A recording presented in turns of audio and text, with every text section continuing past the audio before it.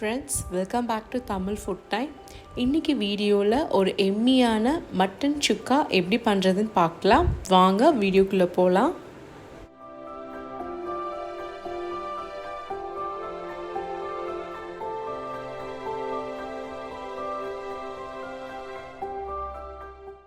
இப்போ மட்டன் சுக்காக்கான மசாலா எப்படி ப்ரிப்பேர் பண்ணுறதுன்னு பார்க்கலாம்.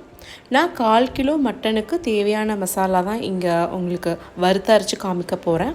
ஒரு பட்டை, 2 கிராம்பு, ஒரு ஏலக்காய், 2 காஞ்ச மிளகாய், 1 டீஸ்பூன் கொத்தமல்லி, 1 டீஸ்பூன் மிளகு, 3/4 டீஸ்பூன் சோம்பு, 1/2 டீஸ்பூன் சீரகம். இது எல்லாத்தையும் நல்லா வறுத்துட்டு நல்லா உங்களுக்கு அந்த ஒரு ஃப்ளேவர் வந்து வரும், ஒரு ஸ்மெல்லு. அதுக்கப்புறம் அதை ஆற வச்சு இந்த மட்டன் மசாலா சுக்கா பவுடரை நம்ம அரைச்சி எடுத்துக்கலாம்.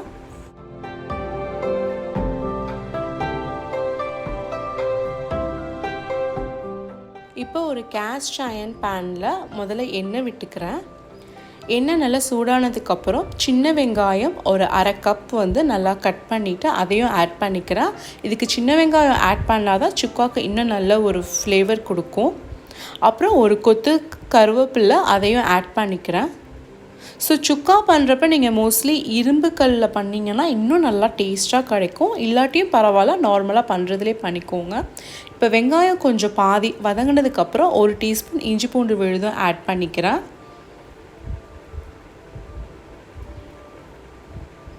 இப்போ வெங்காயம் இஞ்சி பூண்டு பேஸ்ட்டு நல்லா வதங்கினதுக்கப்புறம் வேக வச்ச மட்டனை அந்த தண்ணியோடு ஆட் பண்ணிக்கிறேன். நான் வந்து மட்டனை வந்து ஒரு 5 விசில் வச்சு எடுத்திருக்கேன். இப்போ இதுக்கு தேவையான மஞ்சள் தூள், உப்பு இது ரெண்டுத்தையும் சேர்த்துக்கிறேன். இப்போ நல்லா அந்த தண்ணி, மட்டனில் இருக்கிற தண்ணி கொதிச்சிட்ருக்கப்ப அந்த அரைச்சி வச்ச மசாலாவையும் நம்ம ஆட் பண்ணிக்கலாம்.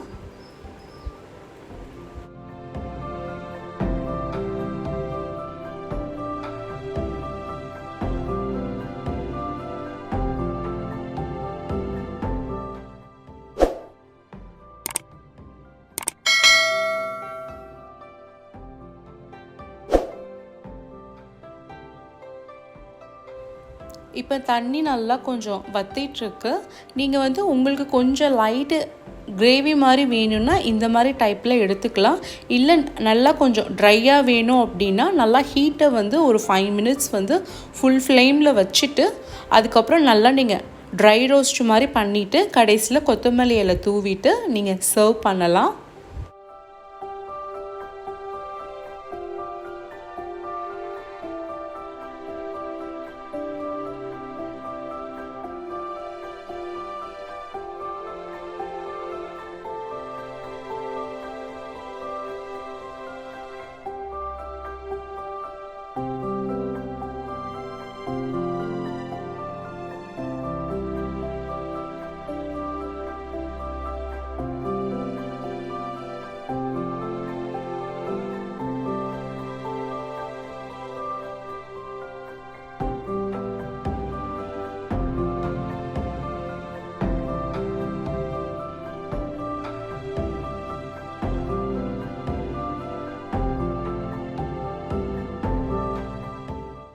உங்களுக்கு இந்த மட்டன் சுக்கா வீடியோ பிடிச்சிருந்ததுன்னா நம்ம சேனலை சப்ஸ்கிரைப் பண்ணுங்கள், லைக் பண்ணுங்கள், ஷேர் பண்ணுங்கள்.